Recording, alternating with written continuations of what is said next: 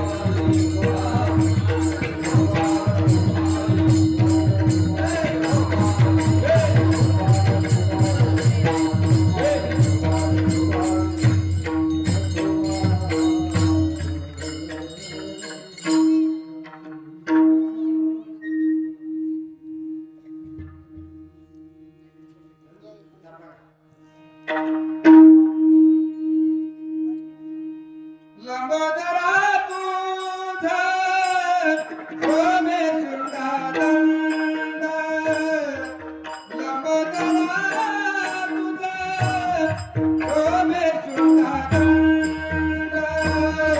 लंबोदरा तुझा सोमेश्वरा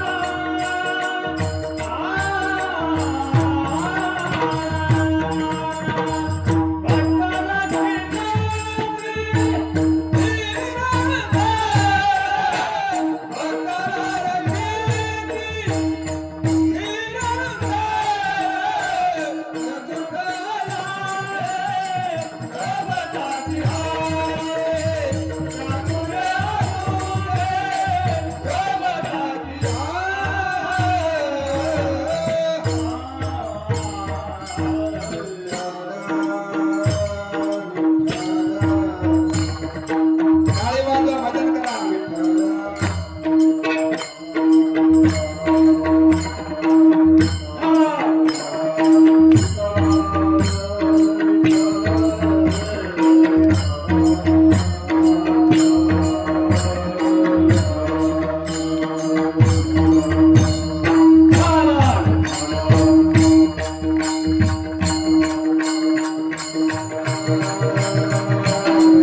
टाळी वाजवा सर्वांनी भजन करा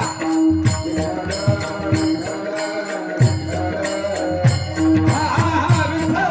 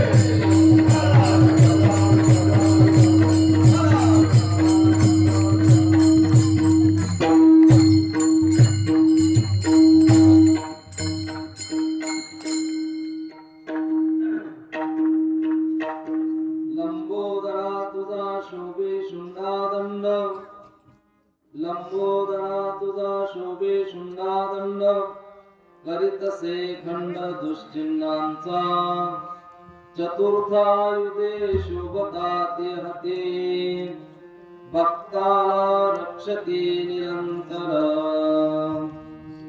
भव्य रूप तुझे उंदीर वाहना भव्य रूप तुझे उंदीर वाहना नमन चरणा करीतसे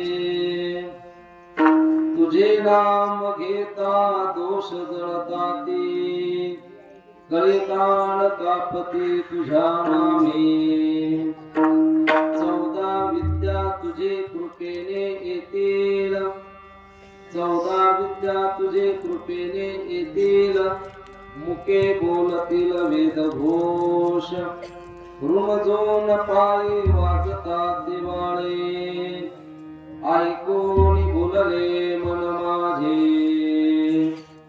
भक्तवत्सलाय के पार्वती नंदना भक्तवत्सलाय के पार्वती नंदना नमन चरणा करीतसे चतुर्थायुधे शोभता देहती भक्ताला रक्षती निरंतर नामामने आता देई मज स्फूर्ती नामामने आता देई मज स्फूर्ती वर्णितसे कीर्ती कृष्णजीची चतुर्थायुधे शोभताते हती भक्ताला रक्षते निरंतर पांडुरंगा करो प्रथम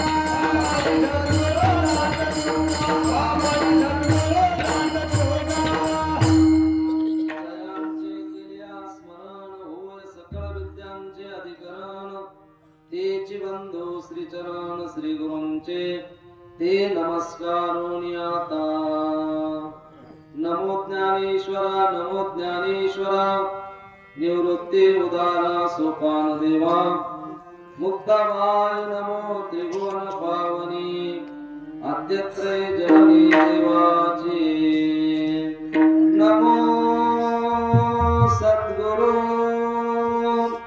तुकया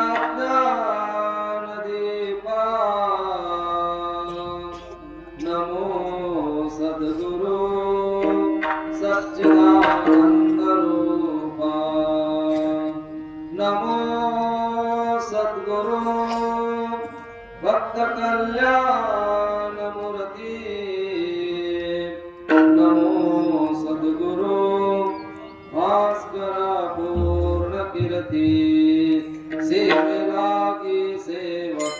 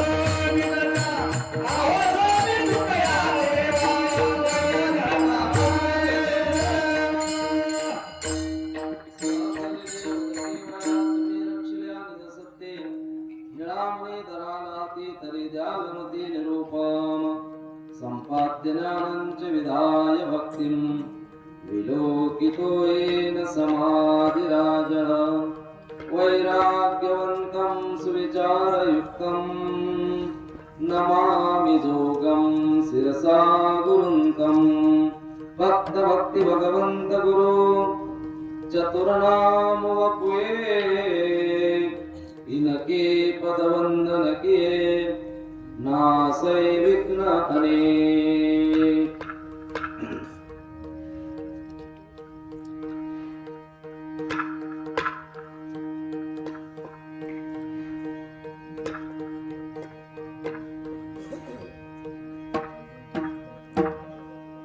विठाला विठाला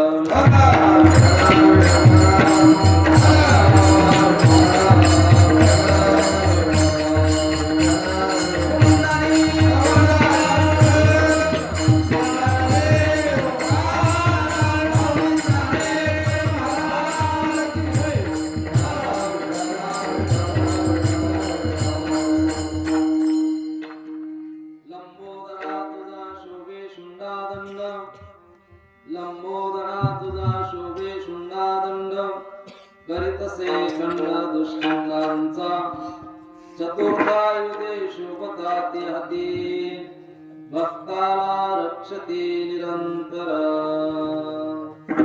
प्रस्तुत प्राप्त प्रसंगी सेवेकरता निवडलेला अभंग अखिल कोटी ब्रह्मांड नायक पंढरीशी पांडुरंग परमात्मा यांचे असणारे लाडके प्रेमळ प्रेमाचा असणारा अवतार नामदेव आहे. त्यांचा हा अभंग आहे. या अभंगातून नामदेव आहे भगवान गणेशाची स्तुती गाऊन भगवान गणेशाकडे मागणी मागतात. विठाला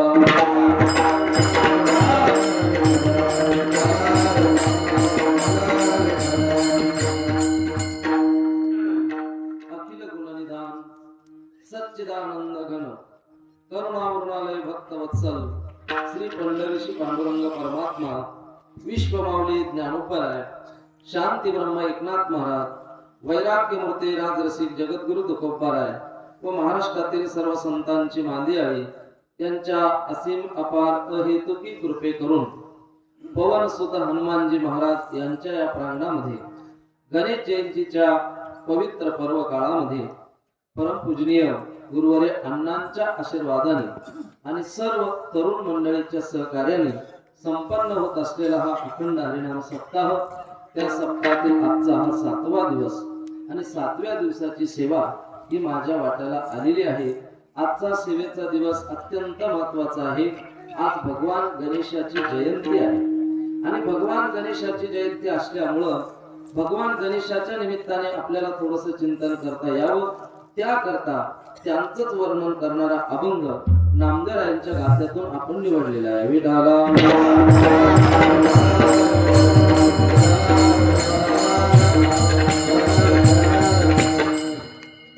आज गणेश जयंती आहे म्हणजे आज गणेश जन्म आहे.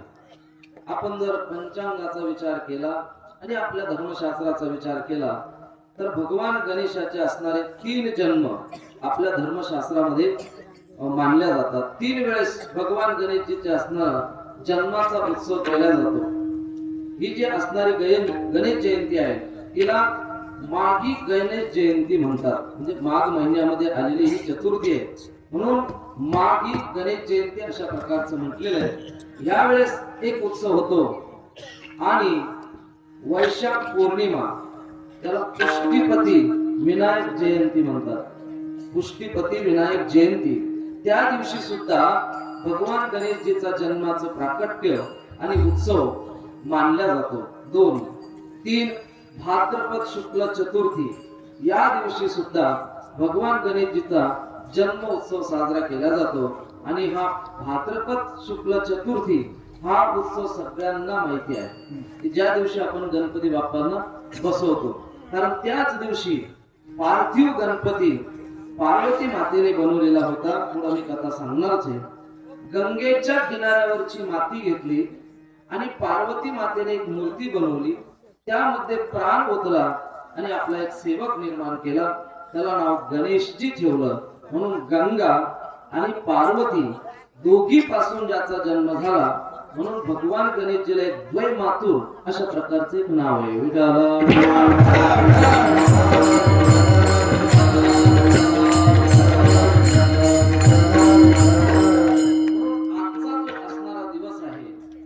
गणेश जयंतीचा दिवस आहे म्हणजे माघ शुद्ध गणेश जयंती म्हणजे याला माघी गणेश जयंती म्हणतात. जसं भगवान विष्णूचे अनेक अवतार झाले आणि अनेक अवताराचा असणारा जन्मोत्सव वेगळ्या वेगळ्या वेळेला उत्सव साजरा केला जातो. तसं भगवान विष्णूचाच अवतार आहे पण रामनवमीला परमात्म्याचा उत्सव साजरा केला जातो. भगवान विष्णूचाच अवतार आहे कृष्णाष्टमीला जन्मोत्सव साजरा केला जातो. तसं भगवान गणेशजीचे झालेले वेगळे वेगळे अवतार आहेत आणि त्या बाकी मुख्य अवतार हे 3 वेळेचे मानलेले आहेत. त्यातला माघी गणेश जयंतीच्या दिवशी कश्यप आणि आदिती माता यांच्या घरामध्ये भगवान गणेशजी महोत्कटाच्या रूपाने आले आणि तिथं आल्यानंतर त्यांनी वेगळ्या वेगळ्या क्रीडा केल्या. तर हे जे गणेशजी यांचं प्राकट्य झालं आणि त्या गणेशजीचं स्वरूप कसं आहे हे नामदेवराय अभंगाच्या पहिल्या चरणात सांगतात.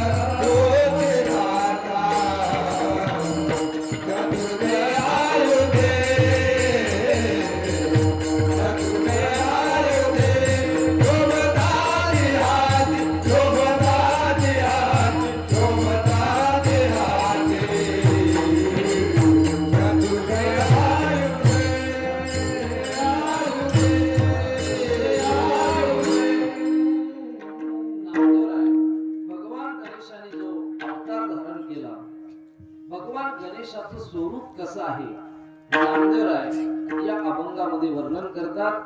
आपण जर थोडासा गाथ्याचा आणि संतांचा विचार केला तर प्रत्येक संतांनी जवळजवळ पहिल्यांदा नमन करत असताना गणपती बाप्पाला नमन केलेले. कारण नामदेवरायांनी नामदेवरायाच्या असणाऱ्या गाथ्यामध्ये सुरुवातीला 5 अभंगामध्ये गणेशजीचं नमन केलेलं. गणेशजी आणि सरस्वती माता त्यातला पहिला अभंग आहे. प्रथम नमन करो गणनाथा उमा शंकराच्या सुता चरणावरी ठेवणी माथा साष्टांग आता धन्यवाद. हा पहिला अभंग आहे. आणि जो चिंतना करता आपण अभंग घेतलेला हा 5व्या क्रमांकाचा अभंग आहे. पुन्हा नामदेवरायांनी नमन करत असताना कोणी कोणी भगवान गणेशाचं नमन केलं हेही त्या अभंगामध्ये सांगितलेलं आहे. कोणी कोणी नमन केलं तर भगवान शिवजीने सुद्धा गणेशजीचं नमन केलेलं आहे. त्रिपुरावधी गणाधिपती हरे पूजिला भावभक्ती एके बाणी त्रिपुर पाडीला क्षिती तय पशुपती संतोषला. त्रिपुर वधाच्या वेळेला जो त्रिपुर नावाचा राक्षस होता त्याचा वध करताना भगवान शिवजीला खूप त्रास झाला आणि मग भगवान शिवजीने गणेशजीचं स्मरण केलं आणि मग गणेशजीच्या कृपा आशीर्वादामुळे एके बाणी त्रिपुर पाडीला क्षिती तय पशुपती संतोषला. आणि मग एकाच बाणाने त्रिपुरासुराचा वध केला. म्हणून भगवान शिवजीने सुद्धा भगवान गणेशाचं स्तवन केलेलं आहे. त्यानंतर इंद्राधिक असणारी जी देवता आहे समुद्र मंथनाच्या वेळेस मेरू पर्वत उचलला पण भगवान गणेशजीचं स्मरण करायचं राहिलं म्हणून तो पर्वत त्यांच्या अंगावर पडू लागला आणि सगळेचे सगळे असणारे देवी देवता त्या पर्वताच्या खाली चुरावू लागले. मग सांगितलं नारदजीने बाबा तुम्ही हे सगळं केलं पण भगवान गणेशजीचं तुम्ही नमन केलं नाही, स्तवन केलं नाही. कारण कोणतंही कार्य सुरुवात करायचे असेल तर पहिल्यांदा गणपती बाप्पाचं स्तवन करावं लागतं. वक्रतुंड महाकाय सूर्यकोटी समप्रभ निर्विघ्नं कुरु मे देव सर्वकार्येषु सर्वदा. म्हणून इंद्रादिक देवतांनी भगवान गणेशाचं स्तवन केलं.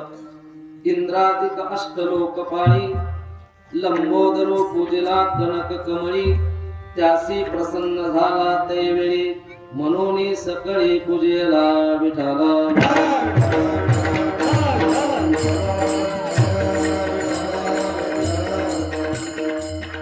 इंद्रादिक असणाऱ्या ज्या अष्टलोकपाळ आहे यांनी सुद्धा गणेशजीचं काय केलेलं आहे, स्तवन केलेलं आहे, पूजन केलेलं आहे.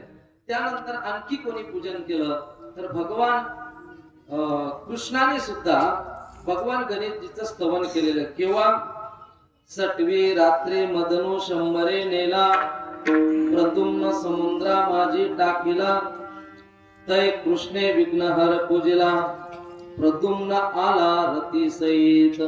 ज्या वेळेस प्रद्युम्नाचा जन्म झाला सटवी रात्री मदनो शंभरे नेला. सटवीच्या रात्रीच 5वीच्या दिवशीच या शंभरासुराने मदनो म्हणजे प्रद्युम्न याला घेऊन गेला आणि समुद्रामध्ये टाकून दिलं.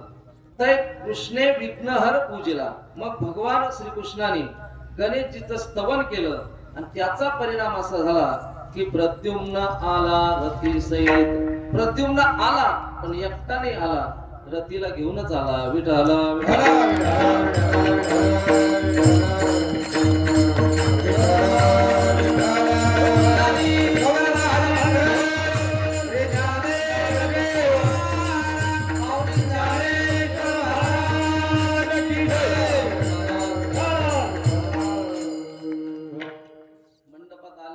थंडी वाजत नाही, जरा तोंड मोकळे करा, हात मोकळे करा, कुंडलिक वरदा म्हणा.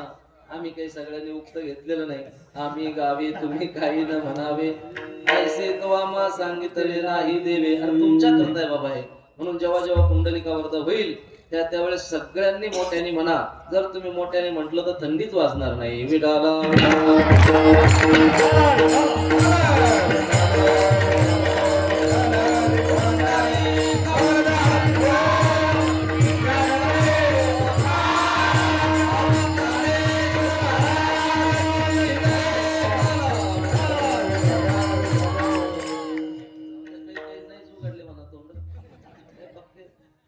किती सांगा असे किती आम्ही उघडून केले म्हणले तुम्ही कुठून आले असं. म्हणून कोणी कोणी पूजन केलं गणेशजीचं त्याचा विचार आपला चालू आहे. म्हणून साही पूजेला चक्रवर्ती, त्याच्या पुरती आरती, युधिष्ठिरे पूजेला चतुर्थी, त्यासी राज्य प्राप्ती झाली.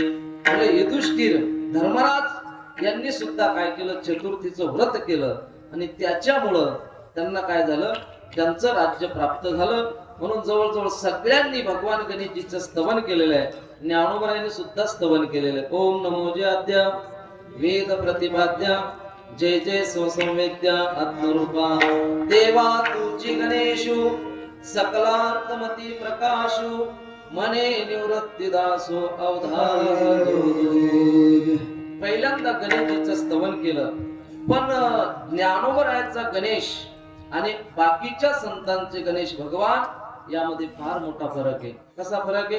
बाकीच्या सगळ्या संतांनी 4 हाताची गणपतीची मूर्ती मांडली, पण ज्ञानोबरायांनी 6 हाताची गणपतीची मूर्ती मांडली. देखा षडदर्शने मणिपती, तीच भुजांचे आकृती, मनोनिवि संवादे धरती आयुधे हाती. देखा षडदर्शने मणिपती, तीच भुजांची आकृती. म्हणजे ज्ञानोबरायाचा जो गणपती आहे त्याला 6 असणारे हात आहे, पण हे 6 हाताचा गणपती कपोल कल्पना नाही, याला पुराणाचा आधार आहे. म्हणून गणेश पुराणामध्ये क्रीडा खंडामध्ये 85 क्रमांकाचा अध्याय आहे. त्या अध्यायामध्ये हा विचार आलेला आहे की भगवान गणेशजीला कोणत्या कोणत्या युगामध्ये किती किती हात होते आणि त्यांचा कलर कसा होता आणि त्यांचं नाव काय काय होतं. कृत, त्रेता, द्वापार आणि कली. कृत युगामध्ये भगवान गणेशजीला 10 हात होते आणि त्यांचा असणारा तेजस्वी रंग होता. वाहन होतं सिंहाचं आणि नाव होतं विनायक. विठ्ठल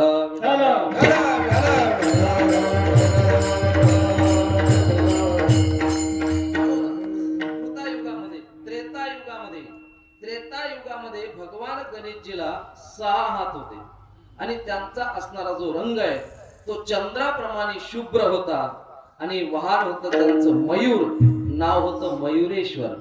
कृत, त्रेता, द्वापार युगामध्ये भगवान गणेशजीला 4 हात होते आणि त्यांचा असणारा रंग आहे तांबडा आणि वाहन आहे उंदीर आणि नाव आहे गजानन. कृत, त्रेता, द्वापार. आता कलियुगामध्ये गणेश पुराणात वर्णन केलेलं आहे. कलियुगातले असणारे जे गणपती बाप्पा आहे ते 2 हाताचे आहे. त्यांचा रंग धुरासारखा आहे आणि नाव आहे धूम्रकेतू. पण कलियुगातली ही 2 हाताची गणपतीची मूर्ती आहे, हिचं अजून प्राकट्य व्हायचंय. जसं कल्की अवतार अजून व्हायचा आहे तसा या गणेशजीचा सुद्धा अवतार अजून व्हायचा आहे. म्हणून 2 हाताचा गणेशजी कुठे आपल्याला पूजेला मिळत नाही किंवा दिसत नाही. म्हणून 6 हाताचा जो गणपती ज्ञानोबरायांनी मानलेला आहे तो कृत त्रेता युगातला असणारा गणपती आहे. ज्ञानोबराय महाराज कपोल कल्पना कधी ते मानणार नाही. विठाला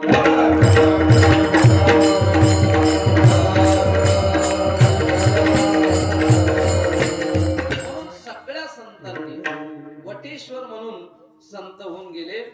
सोपान काकाच्या समाधीचा प्रसंग लिहित असताना त्यांनी सुद्धा गणेशजीला वंदन केलेलं आहे. नमो नमो गणपती, नमो नमो सरस्वती, नमो नमो रमापती दीनबंधू. म्हणून अशा सगळ्या संतांनी गणेशजीचं स्तवन केलं. त्याच मालिकेमध्ये नामदेवराय सुद्धा स्तवन करतायत आणि स्तवन करत असताना इतके सुंदर शब्द वापरतायत. प्रत्येक शब्दामध्ये काही ना काही मार्मिकता आहे. तर या पहिल्या चरणामध्ये नामदेवराय वर्णन करतात, लंबोदरा तुझा शोभे शुंडादंड. म्हणजे गणपती बाप्पाला म्हणतायत की गणपती बाप्पा तुमचा असणारा जे काही उदर आहे ते कसं आहे, लंबोदर. लांब आहे उदर असा जो, त्याचं नाव लंबोदर. बहुवीर्य समाज आहे आणि लंबोदर म्हणजे मोठं पोट ज्याचं आहे तो काय गणपती बाप्पाचं असणारा ते मोठं पोट आहे. हे मोठं पट कशा करता भगवान गणेशाने धारण केलेलं आहे, त्याच्यातली काय मार्मिकता आहे, तर त्याच्यातली मार्मिकता अशी आहे, मोठं पोट म्हणजे जगातल्या असणाऱ्या चांगल्या वाईट गोष्टी आपल्या पोटामध्ये साठवणे आणि त्याबद्दल आपण शांतता पाळणे, याच्याकरता मोठं पोट लागतं. म्हणून आपल्या पोटात साठवता आलं पाहिजे. आपल्या पोटात साठवल्या जात नाही. एकदा का आपल्याला कोणी सांगितलं, दुसऱ्याला सांगेपर्यंत आपलं पोट फुगलेलं राहतं. जोपर्यंत दुसऱ्याला सांगत नाही तोपर्यंत पोट खाली होत नाही. आणि आमच्या माता माऊल्यांचा विशेष कार्यक्रम आहे. ते म्हणते तुला सांगते बरं का, दुसऱ्याला सांगू नको. तू माझ्या जीवा भावातली म्हणून तुला सांगते, दुसऱ्याला सांगू नको. करता करता सगळ्या गावात प्रचार होऊन जातो. म्हणून गणेशजी आपल्याला काय शिकवतात, मोठं पोट कशा करता धारण केलं, की जगातल्या असणाऱ्या ज्या बऱ्या वाईट गोष्टी आपल्या पोटामध्ये साठवायच्या. जसं तुकोबराय म्हणतात, अपराधाच्या पोटी साठविल्या आम्हा पोटी. नाही, अपराधाच्या पोटी तुका म्हणे घाला पोटी. अपराधाचं नाही, ते प्रमाण आहे. अपराधाच्या पोटी तुका म्हणे घाला पोटी. अपराध आपल्या पोटामध्ये आपण घातले पाहिजे. म्हणजे अपराध, चांगले दोष सुद्धा, चांगले असणाऱ्या गोष्टी आपल्या पोटामध्ये ठेवाव्या, वाईट गोष्टी सुद्धा आपल्या पोटामध्ये ठेवाव्या, चांगल्या गोष्टी सुद्धा आपल्या पोटामध्ये ठेवाव्या. आपल्याला जर एखाद्या गोष्टीचा आनंद झाला तर मग त्या आनंद आपल्या पोटामध्ये ठेवावा. तुकोबराय म्हणतात, अशा आनंदाच्या कोटी आम्ही आमच्या पोटामध्ये साठवलेल्या. आनंदाच्या कोटी साठविल्या आम्हा पोटी. साठविल्या आम्हा पोटी. साठविल्या आम्हा पोटी. आनंदाच्या पोटी. साठविल्या आम्हा पोटी. साठविल्या आम्हा पोटी. साठविल्या आम्हा पोटी. आनंदाच्या पोटी. आनंदाच्या पोटी. साठविल्या आम्हा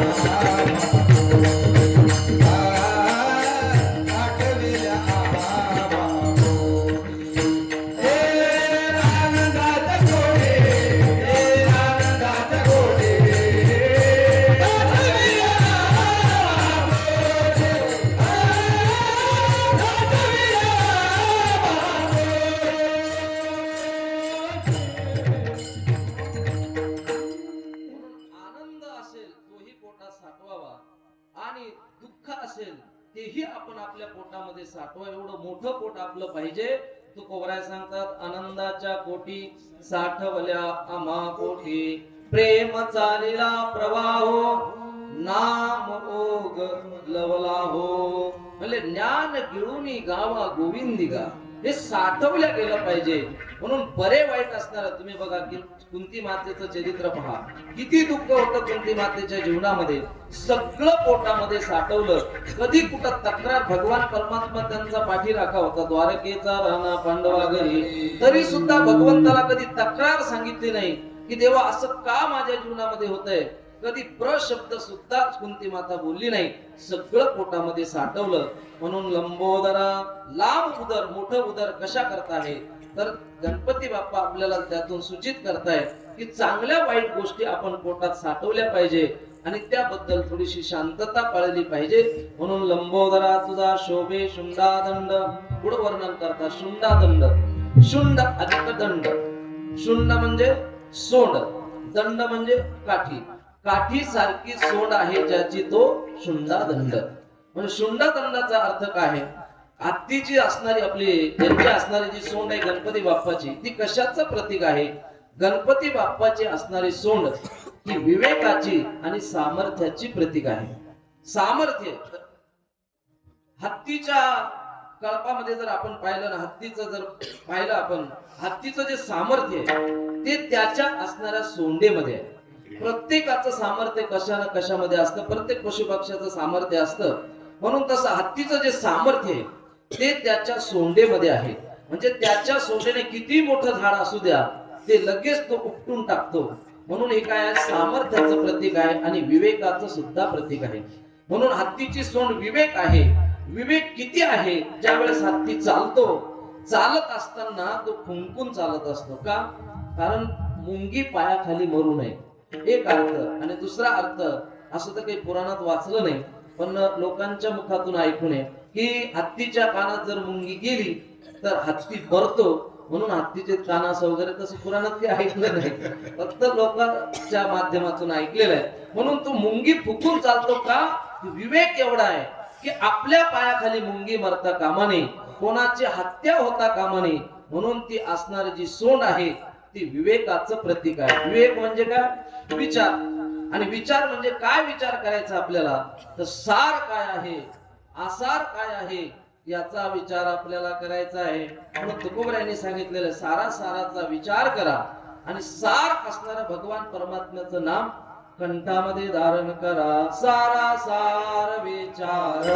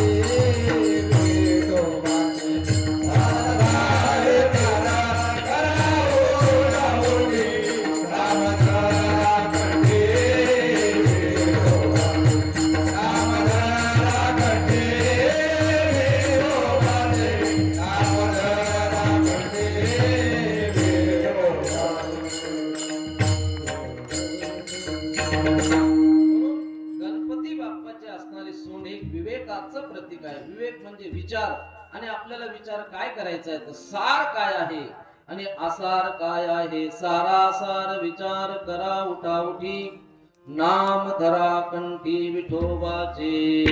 म्हणून प्रश्न विचारला, म्हणले गणपती बाप्पाला ही हत्तीची असणारी सोंड कशी काय लागली.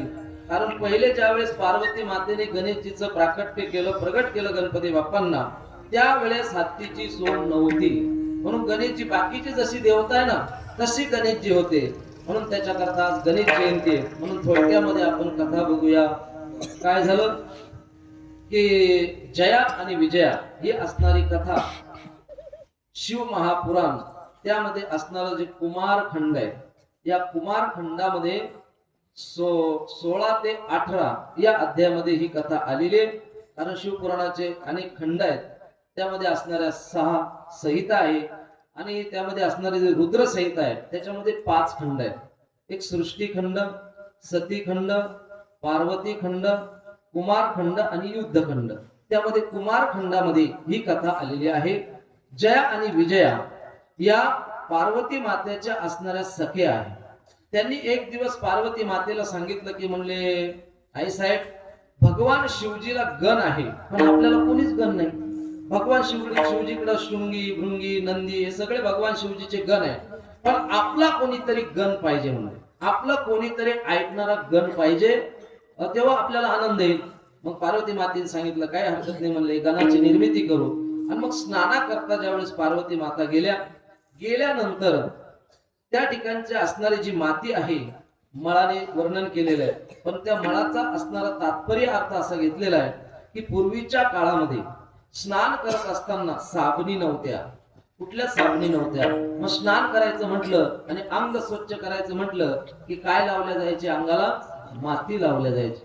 आता अलीकडे मिळत होती मुलतानी माती त्याला म्हणायची, म्हणून माती लावल्या जायची, वारुळाची माती. म्हणून पार्वती आई साहेबांनी माती लावलेली होती अंगाला आणि त्या मातीपासून पार्वती मातेने एक सुंदर मूर्ती केली आणि त्या मूर्तीमध्ये सुंदर प्राण ओतले आणि प्राण ओतल्यानंतर इतकी मनमोहक सुंदर सगळ्यांना आवडेल अतिशय शोभादायक मूर्ती पार्वती मातेने निर्मिती केली. त्या मूर्तीची प्राण ओतले आणि सांगितलं पुत्रा तू माझा मुलगा आहेस, इथं तुझ्याशिवाय मला दुसरं कोणी नाही. म्हणले आई साहेब ठीक आहे, तुम्ही मला निर्माण केलं, मला काय काम आहे, कशा करता मला निर्माण केलेलं आहे. म्हणले काही नाही, मी इथं स्नान करते आणि तो दरवाजावर पहारा द्यायचा. म्हणले मी बाहेर येईपर्यंत कोणालाही आत येऊ द्यायचं नाही, तू पहारा द्यायचं. म्हणले ठीक आहे आई साहेब. पार्वती माता आतमध्ये स्नाना करता निघून गेल्या. आणि भगवान गणेशजी पहारा देऊ लागलेले. पार्वती मातेने त्यांच्या हातामध्ये एक दंड दिलेला होता. दंड घेऊन पहारा देऊ लागलेले. कौतिकी भगवान शिवजीला सगळं माहिती होतं, तरी सुद्धा भगवान शिवजी आले आणि आत शिरायला लागले. त्यावेळेस गणपतीने त्यांना आवाज दिला, महाराज सावधान, पुढे जाऊ नका म्हणले. का म्हणले, इथून पुढे पुरुष प्रवेश वर्जित आहे म्हणले, तुम्हाला जाता येणार नाही.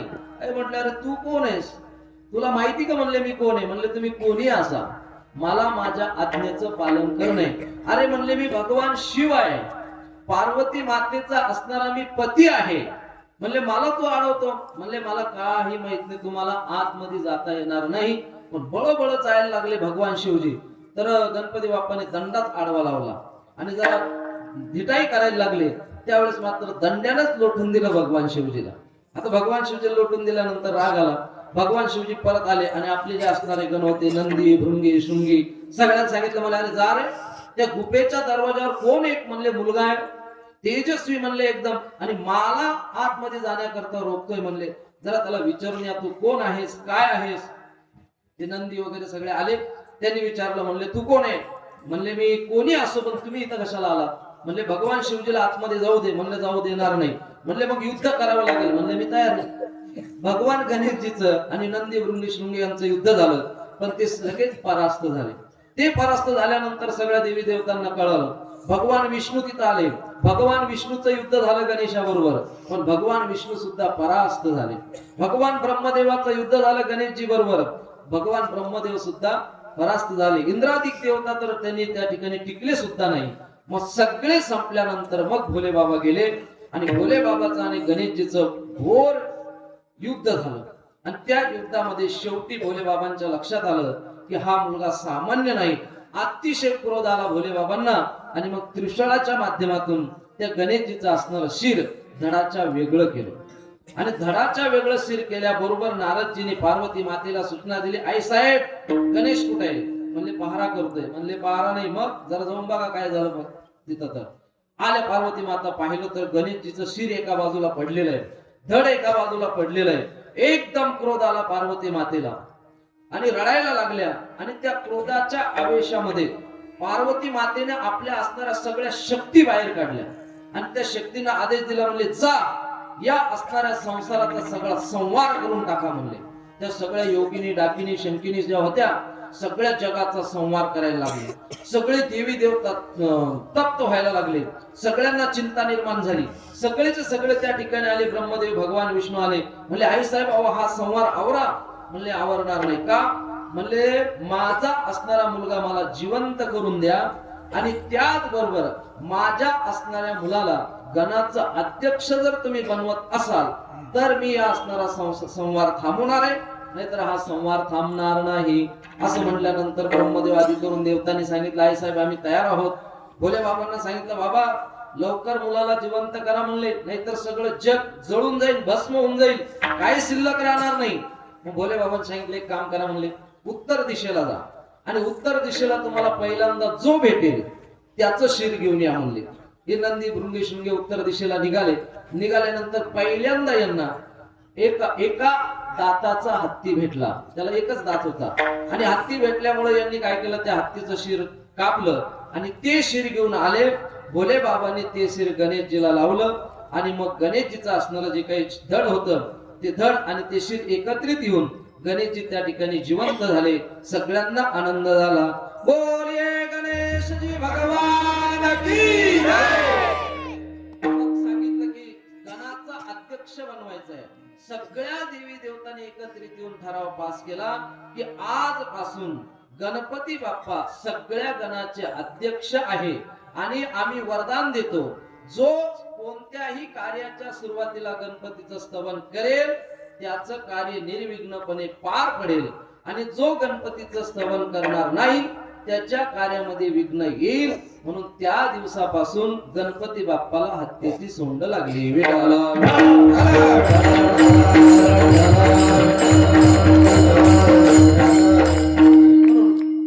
लंबोदरा तुझा शोभे शुंडादंड करीतसे खंड दुश्चिन्हाचा. आणि शुंडादंड हा जी असणारी हत्तीची सोंड आहे, जसं झाड उकळून टाकते. त्यानंतर मुंगीला जसं बाजूला करते तसं ही हत्तीची सोंड काय करते, करीत तसे खंड दुष्चिन्हाचा. जे दुष्चिन्ह आहे त्याचा खंड करण्याचं काम ही असणारी सोंड करत असते. म्हणून ज्ञानोबरायांनी सुद्धा सोंडेचं वर्णन करत असताना गणपती बाप्पाचं तिथेही विवेकाचंच प्रतीक घेतलेले आहे. देखा विवेकवंतो स्विमळो तोची शुंडा दंड सरळो जेत परमानंद केवळो महासुखाचा. म्हणून तिथेही विवेक या अर्थाने या सोंडेला घेतलेला आहे. म्हणून दुष्चिन्हाचा नाश करणारी ही सोंड आहे. आणि आणखी वर्णन करत असताना गणपती बाप्पाचे असणारे 4 हात आहेत. त्या 4 हातामध्ये काय काय आहे आणि ते आयुध काय करतात अभंगाच्या दुसऱ्या चरणात.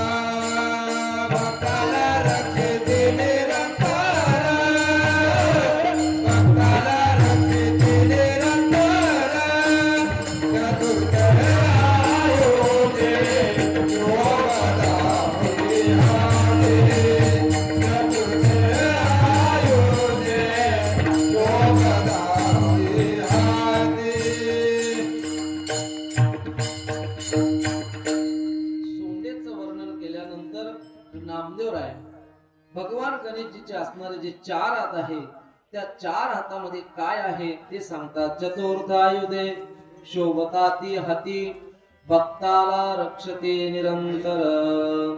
4 हात आहे म्हणून मी पहिले सांगितले की नामदेवरायचा गणपती हा 4 हाताचा आहे, ज्ञानोबरायचा गणपती हा 6 हाताचा आहे. म्हणून त्या 6 हातामध्ये काय आहे त्याच्याकरता स्वतंत्र प्रवचन करावं लागेल. आपल्याला फक्त नामदेवरायपुरता या ठिकाणी विचार करायचा आहे. तर इथं 4 हातामध्ये 4 आयुध धारण केलेले. कोणते कोणते आयुध आहे? पाश, अंकुश, परशु आणि मोदक. हे 4 आयुध हातामध्ये धारण केलेले आहे. हे प्रत्येक आयुध कशाचे ने कशाचे प्रतीक आहे. कशाचे प्रतीक आहे तर पहिल्यांदा आहे पाश. पाश म्हणजे दोरी. ही दोरी कशाची प्रतीक आहे तर मानवी जीवनातील असणारी ओढ आणि मानवी जीवनामध्ये असणाऱ्या ज्या काही इच्छा आहे, अपेक्षा आहे त्यांना नियंत्रित करण्याकरता ही दोरी गणपती बाप्पा हातामध्ये धारण करतात. कारण आपली असणारी इच्छेची दोरी, आपली असणारी ओढ जीवनामध्ये असणारी कशाची ओढ माणसाला लागते, हे मिळालं पाहिजे, ते मिळालं पाहिजे. तर यावर प्रतिबंध घालण्याकरता गणपती बाप्पाने ती असणारी दोरी आपल्या हातामध्ये धारण केलेली आहे. म्हणून पाश, अंकुश. अंकुश कशा करता धारण केला तर चंचल मनावर नियंत्रण करण्याकरता आणि अहंकारावर आपला असणारा धाक ठेवण्याकरता. कारण अंकुश कशा करता असतो? हत्तीला आकळण्याकरता अंकुश असतो. ऐरावत रत्न थोर त्याचे अंकुशाचा मार. मोठा एवढा मोठा बलाढ्य हत्ती पण अंकुशाशिवाय तो आकळल्या जात नाही. पण अंकुश जर असेल तर हत्ती आकळल्या जातो. तसं आपलं मन सुद्धा हत्तीपेक्षाही मोठे महाराज. या मनाला आकळणं एवढं सोपं नाही. काय काय करीतो या मना परी नायके नारायणा करू नये त्याची करे विवंचना नेहू पतना आदरिले. मन एवढं बलाढ्य आहे महाराज. चंचलमी मनात कृष्ण प्रमाथी बलवत दृढम. अर्जुनाने म्हणावं म्हणजे मन असणार असं बलवान आहे. आणि या मनाचा एकाग्रपणा आणि मनाला भक्ती घडवण्याकरता तुकोबरायांनी सुद्धा या मनाला काय केलेली विनंती केलेली. अरे मना बाबा या मायाजाळामध्ये गुंतू नको बाबा. कशाला या मायाजाळामध्ये गुंतो. काळ जवळ आलेला आहे. नको नको मना गुंतू मायाजाळी. नको नको मना गुंतू मायाजाळी. नको नको मना गुंतू मायाजाळी. नको नको मना गुंतू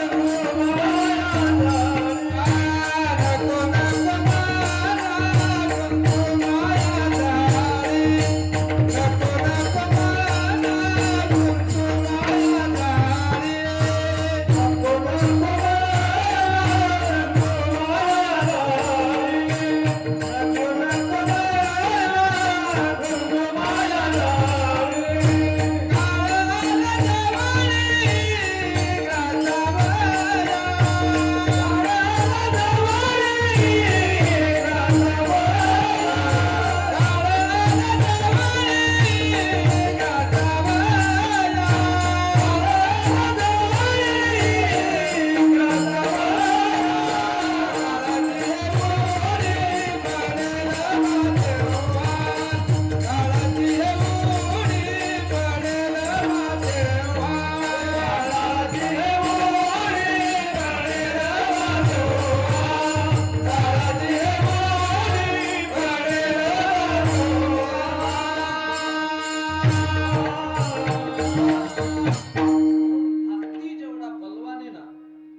पेक्षा सुद्धा हे मन बलवान आहे.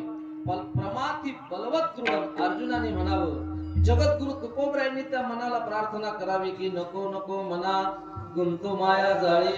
काळ आला जवळे ग्रासावया. काळाची ही उडे पडेल बा जेव्हा. सोडवेना तेव्हा माय बाप. जर ते बलवान नसतं मन तर तुकोबरायांनी प्रार्थना केली असती का. म्हणून या बलवान असणाऱ्या मनाला चंचल असणाऱ्या मनाला आपल्या नियंत्रित ठेवण्याकरता गणपती बाप्पाने अंकुश हातामध्ये धारण केलेला आहे. म्हणून काय सांगितलं पाश अंकुश चंचल मन आणि आपला असणारा अहंकार. अहंकार काही छोटा आहे का महाराज. अहंकार सुद्धा किती मोठा आहे. सगळ्या दोषापेक्षा अहंकार हा सगळ्यात मोठा दोष आहे. आणि अहंकार गेला तुका देव झाला. अहंकार जर गेला तर आपोआप भगवान परमात्म्याची प्राप्ती होऊन जाते. म्हणून अहंकाराला वश करण्याकरता आणि आपल्या चंचल मनाला नियंत्रित करण्याकरता गणपती बाप्पाने आपल्या हातामध्ये अंकुश धारण केलेला आहे. पाश अंकुश आणि परशु. परशु आणि कुऱ्हाड त्याच्यामध्ये थोडासा फरक आहे. कुऱ्हाड सरळ राहते, परशु वरच्या साईडलाही वाकडा राहतो, खालच्या साईडलाही वाकडा राहतो. परशु कशा करता तर तुकडे पाडण्याकरता, मारामारी करण्याकरता. म्हणजे तुकडे कशाचे पाडायचे गणपती बाप्पाला ते तर लौकिक व्यवहाराने राक्षसांना मारण्याकरता हे आयुध आहे. पण आपण त्याचा आध्यात्मिक अर्थ पाहत आहोत. म्हणून परशु कशा करताय तर तुकडे पाडण्याकरता मारण्याकरता. कशाचे तुकडे पाडायचे कशाला मारायचंय तर हे काम क्रोधातीत असणारे जे विकार आहे यांना. कारण करीत असे लंबोदरा तुझा शोभे शुंडा दंड. करीत असे खंड दुश्चिन्हाचा. दुश्चिन्हाचा खंड करण्याकरता गणपती बाप्पाने हातामध्ये परशु धारण केलेला आहे. म्हणून दुश्चिन्ह कसं काय मला सांगा. माणसाने जर गांजा पिला तर चांगलं चिन्ह दिसेल का. माणसाने दारू पिली तर त्याचं चिन्ह चांगलं दिसेल का. कुठं लोळेल कुठं पडेल काय करेल काय बोलेल काही सांगता येत नाही. एखादा तंबाखू चोळायला लागला मध्येच कीर्तनामध्ये चांगलं चिन्ह आहे. हे जे असणारे दुश्चिन्ह आहे. क्रोध आला की माणसाचं चिन्ह लगेच लक्षात येतं. हातपाय थरथर करायला लागतात, लाल डोळे होऊन जातात, त्यानंतर भुवयावर होतात, समजायचं दुश्चिन्ह आलेलं आहे. म्हणून काम क्रोधादी विकार म्हणजे षड विकार आहे. यातला कोणताही विकार अंतःकरणामध्ये जर उदयाला आला तर ते दुश्चिन्ह दिसतं. म्हणून हे विकाराचं असणारं ते दुश्चिन्ह आहे. याचा नाश करण्याकरता गणपती बाप्पाने हातामध्ये परशु धारण केलेला आहे. म्हणून पाश अंकुश आणि परशु आणि चौथ्या हातामध्ये आहे मोदक. मोदक धारण केलेला आहे.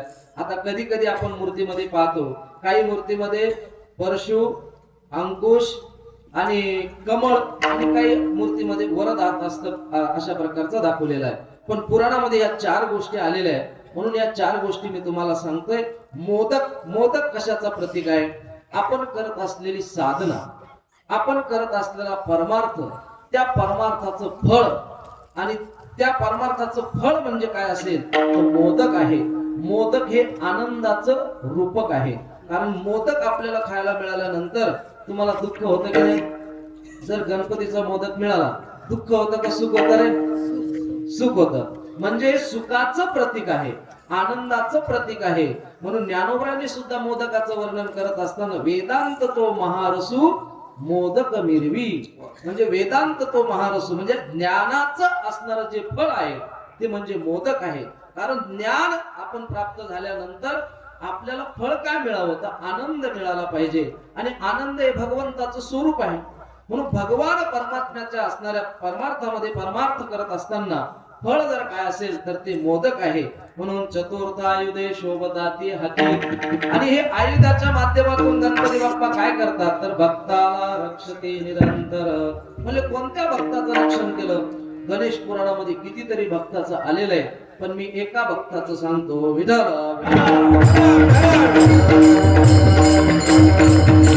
कश्यप आणि आदिती, कारण आपलं असणारं हे माघी गणेश जयंतीचं कीर्तन आहे.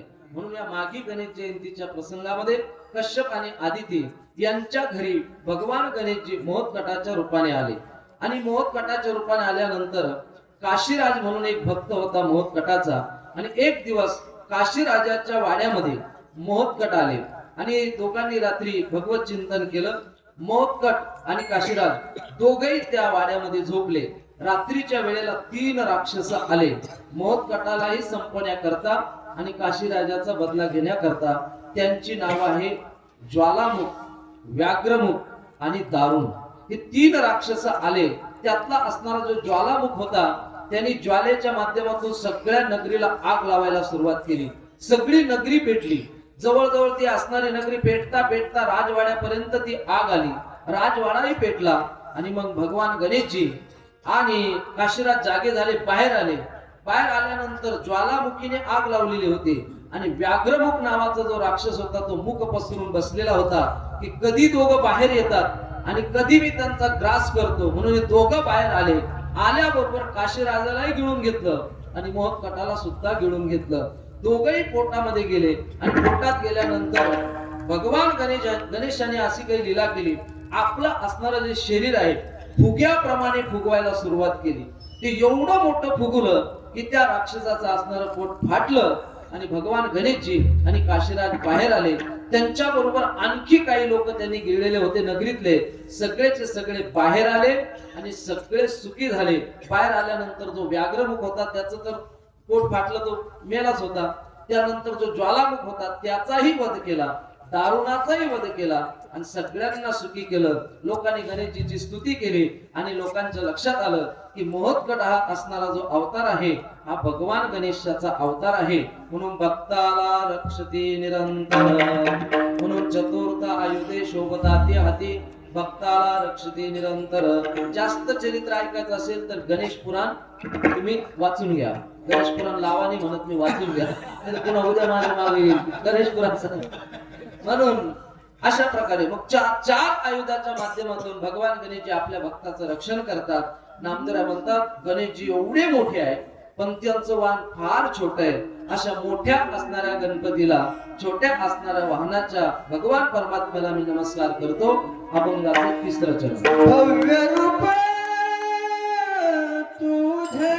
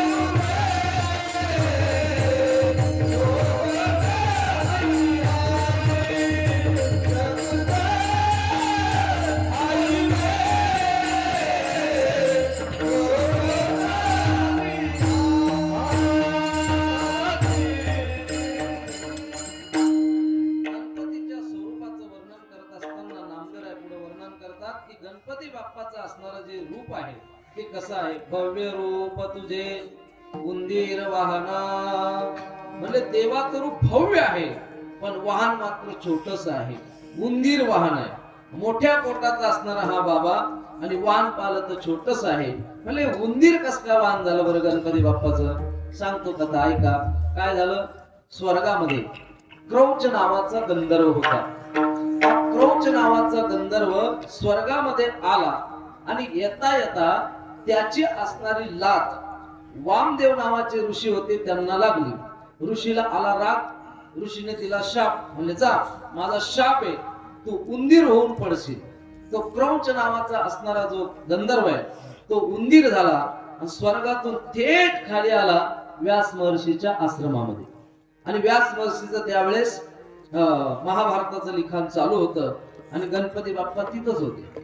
आणि मग खाली आल्यानंतर त्या आश्रमामध्ये तो राहू लागला आणि मग स्वभावाप्रमाणे मग धान्याचे पोते कुरतडायचे, त्यानंतर कपडे कुरतडायचे, अशा प्रकारचं त्याचं काम चालू झालं. हे व्यास महर्षीने पाहिलं आणि गणपती बाप्पा सांगितलं, म्हणजे अरे गणेशजी, म्हणजे उंदीराचा फार त्रास होऊ लागला. म्हणजे मग काय, म्हणजे एखादी कोण मांजराचं पिल्लू सापडतं का पाय, म्हणले मांजराचं पिल्लू घेऊन ये म्हणजे उंदराचा बंदोबस्त होईल. गणपतीने सांगितलं मला मांजराचं पिल्लू आणायची गरज नाही. मग काय करणार, गणपतीकडे जो पाश होता ना, टाकला गणपती बाप्पाने पाश त्या उंदरावर, ओढला उंदीर जवळ. ओढल्यानंतर उंदीर हात जोडून नमस्कार करायला लागला, महाराज क्षमा करा, एकदम तळमळायला लागला, झटपटायला लागला. गणपती बाप्पाला त्याची दया आली. गणपती बाप्पा म्हणले जाऊ दे, तुला मारत नाही, तुझ्यावर मी प्रसन्न आहे, माग तुला काय मागायचं ते. असं म्हटल्यानंतर ते म्हणले मला काही नको, तुमचा कृपा आशीर्वाद द्या, एवढंच मला पाहिजे. म्हणले ठीक आहे, मग आजपासून मी तुला माझं वाहन बनवतो. म्हणले ते म्हणले तू बनणार, म्हणले तयार आहे. आणि मग काय तो असणारा उंदीर, त्या उंदरावर गणपती बाप्पा बसले. ही एक कथा सांगितल्या जाते. पुन्हा कल्पभेदाने दुसरी एक कथा सांगितल्या जाते. ते असे आहे की सौभरी नावाचे ऋषी आहे आणि सौभरी नावाच्या ऋषीची पत्नी आहे मनोमयी. आणि एक दिवस हा क्रौंच नावाचा असणारा गंधर्व त्या सौभरी ऋषीच्या पत्नीकडं एकांतामध्ये गेला. गेल्यानंतर ऋषी कुठंतरी कंदमुळं आणण्याकरता गेलेले होते आणि तिथं गेल्यानंतर ऋषी पत्नी त्याला रागवले नाही, शापही दिला नाही, त्याला उपदेश केला की बाबा असं वागणं हे बरोबर नाही, तुम्ही देव आहात पण अशा प्रकारचं वागणं चांगलं नाही. त्यांचं बोलणं चालूच होतं. तेवढ्यामध्ये हे सौभरी ऋषी आले आणि आल्यानंतर यांनी पाहिलं की माझ्या पत्नी जवळ एकांतामध्ये हा असणारा क्रौंच आहे, शाप दिला. जा म्हणले माझा शाप आहे, तू उंदीर होशील आणि असंच म्हणले चोरून चोरून काही खाशील, म्हणले तुला असं उजागर कोणी खाऊ देणार नाही. म्हणून तो दिलेला शाप, तोही उंदीर झाल्यानंतर व्यास महर्षीच्याच आश्रमामध्ये आला आणि पुढची मागची कथा जशी तशी पुढची कथा आहे. म्हणून अशा प्रकारे भव्य रूप तुझे उंदीर वाहना. आता उंदीर कशाचं प्रतीक आहे तर उंदरामध्ये काय विशेषता आहे, काय काय विशेषता आहे. एक तर पहिले असे की गणपती बाप्पा स्वतः दाखवून देतात की माणूस कितीही मोठा झाला तरी सुद्धा लहान सहान गोष्टीला त्यांनी महत्व दिलं पाहिजे. किती मोठा होऊ द्या पण लहान गोष्टीला माणूस विसरला नाही पाहिजे. उलट माणूस मोठा जरी झाला तरी नेहमी त्याच्या जीवनामध्ये लहानपणा राहिला पाहिजे. लहानपण देगा देवा मुंगी साखरेचा रवा. म्हणून भगवान गणेश एवढे मोठे पण वाहन किती त्यांचा असणार छोटा आहे. त्यानंतर उंदराची असणारी जी दृष्टी ना ती दिव्य दृष्टी आहे. दिव्य दृष्टी म्हणजे अंधारात सुद्धा उंदीर मार्ग शोधतो. अंधारामध्ये त्याला लाईट बॅटरी लावायची गरज राहत नाही. अंधारामध्ये उंदीर मार्ग शोधतो. तर तसं आपण सुद्धा आपल्यावर आलेली जी संकट आहे त्या संकटामध्ये आपण मार्ग शोधला पाहिजे. आपण हारून गेलो नाही पाहिजे. म्हणून उंदराची असणारी दृष्टी रात्रीच्या वेळेला सुद्धा उंदराला दिसतं. म्हणजे संकटामध्ये सुद्धा आपण मार्ग शोधला पाहिजे. म्हणून गणपती बाप्पाने उंदीर आपलं वाहन केलेलं आहे. विठाला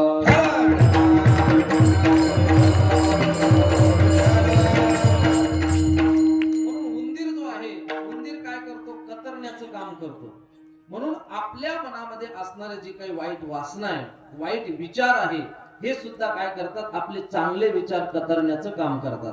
म्हणून तुम्ही पहा कचरा कचरी आपल्याकडे सुद्धा आहे. आपण जरी कीर्तनाला आलो ना, कीर्तनामध्ये सुद्धा कैची चालवणारे काही कमी नाही. इथं आल्यानंतर इथं सुद्धा कुतरणं सुरू होतं. नाही महाराजचा स्वरच गेला, चालत चांगली म्हणली नाही, प्रमाणात चुकीचं म्हटलं गेलं, आणि हे जमलंच नाही, आजचं कीर्तन काही पटलंच नाही वगैरे, हे जे काय आहे महाराज, हे कुतरणच आहे. जसा उंदीर कुतरतो ना तसंच तुम्ही कुतरतायत.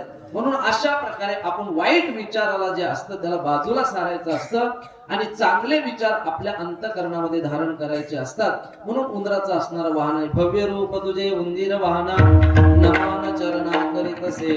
अशा असणाऱ्या गणपती बाप्पाला नामदेवराय म्हणतात मी नमन करतो. आणि पुढे नामदेवराय सांगतायत की गणपतीचं जर नाव घेतलं तर दोष जळतात आणि कळी काळाची भीती राहत नाही. अभंगाचं चौथं चरण. तुझे नाम घेता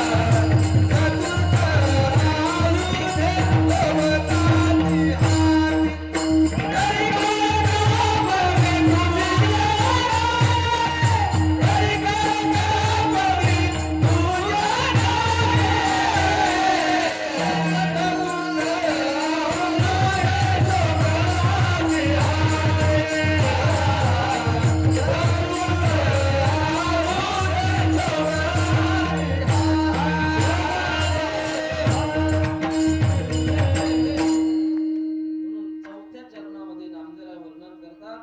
तुझे नाम घेता दोष जळताती. तुझे नाम घेता कळीकाळ कापते तुझ्या नामे. भगवान गणेशाच्या नामाचा जर आपण उच्चार केला, स्मरण केलं, तर आपल्या जीवनामध्ये असणारे जे दोष आहेत ते जळून खाक होतात. म्हणजे कोणत्या नामाचा आपण जप करायचा? गणेशजीचे असणारे किती नाव आहे? जसं भगवान विष्णूचे 1000 नाव, विष्णू सहस्त्रनाम, त्यानंतर गोपाल सहस्त्रनाम, इथं सुद्धा गणेश सहस्त्रनाम.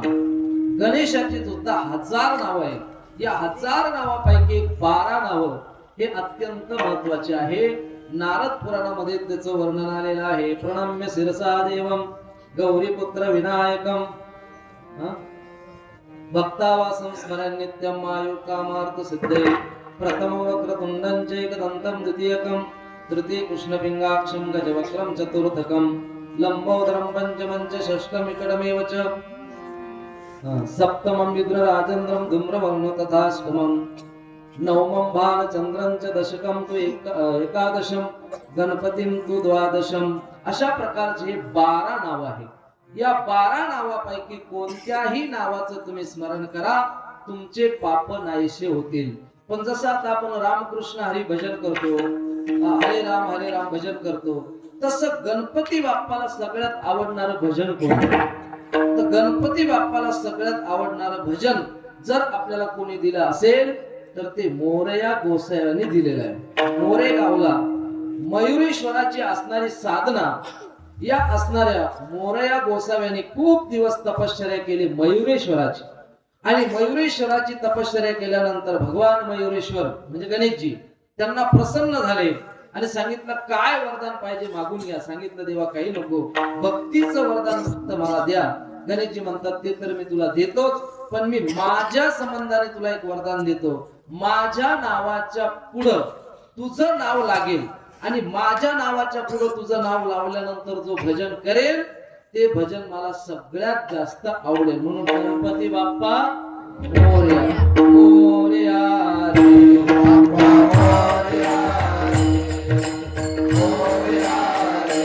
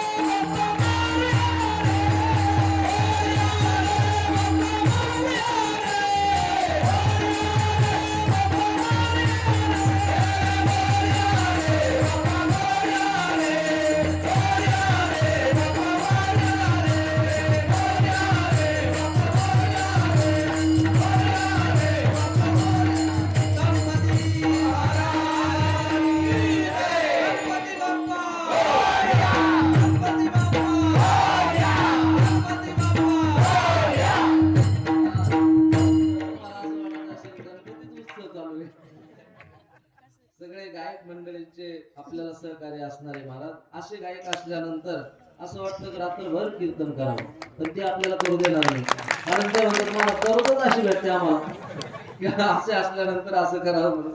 तर अशा प्रकारे म्हणून जे मोरया गोसावीने आपल्याला जे नाम दिलेलं आहे ते गणपती बाप्पाला सर्वात जास्त आवडतं. गणपती बाप्पा मोरया अशा प्रकारे म्हणून हे भजन करा. म्हणून तुझे नाम घेता दोष जळताती, कळी काळ कापती तुझ्या नावे. हा दोष जळून नाहीसे होतात आणि कळीकाळ सुद्धा कापतो. म्हणजे आम्हाला नामस्मरण कळालं, पण एखाद्याचे दोष गेले आणि कळीकाळावर त्याने विजय प्राप्त केला. एखादं उदाहरण सांगा. एकच सांगतो कारण 15 मिनिटं राहिलेले आहे. विठाला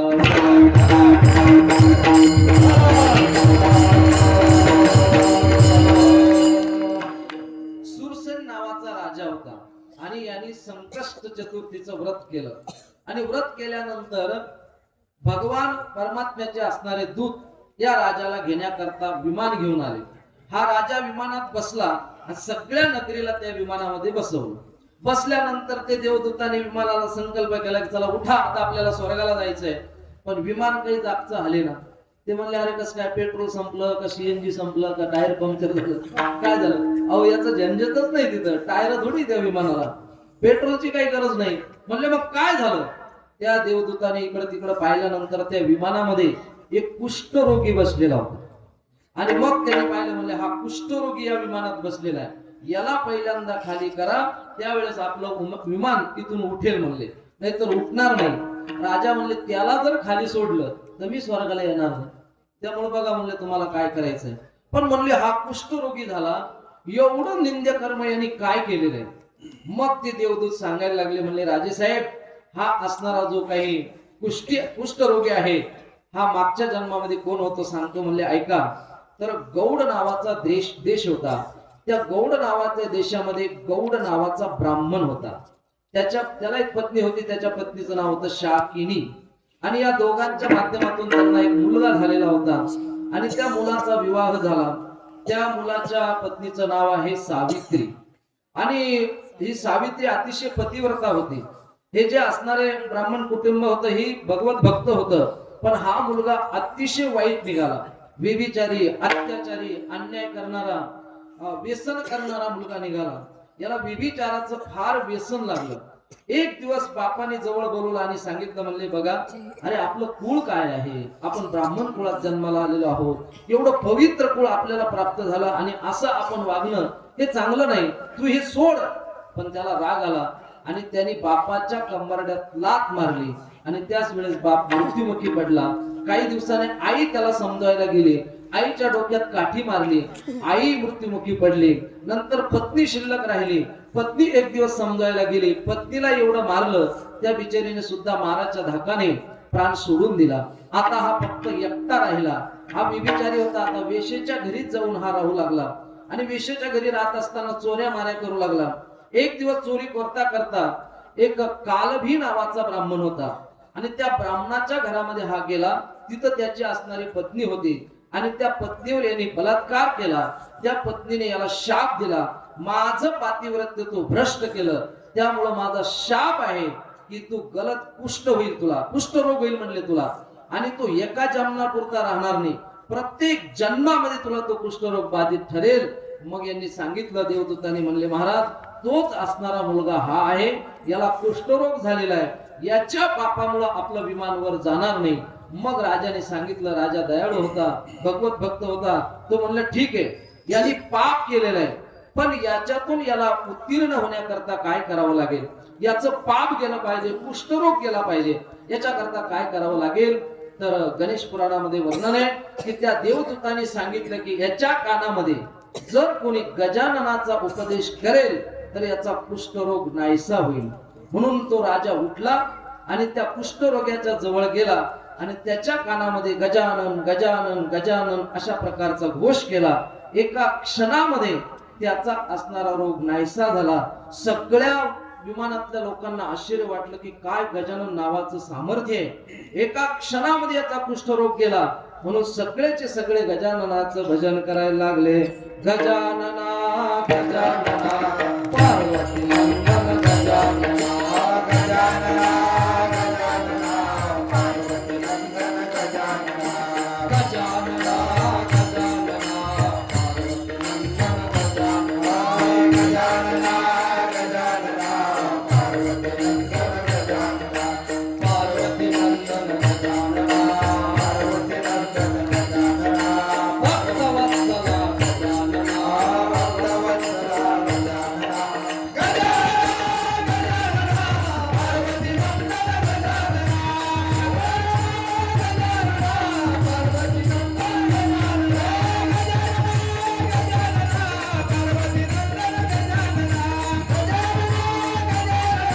पार्वती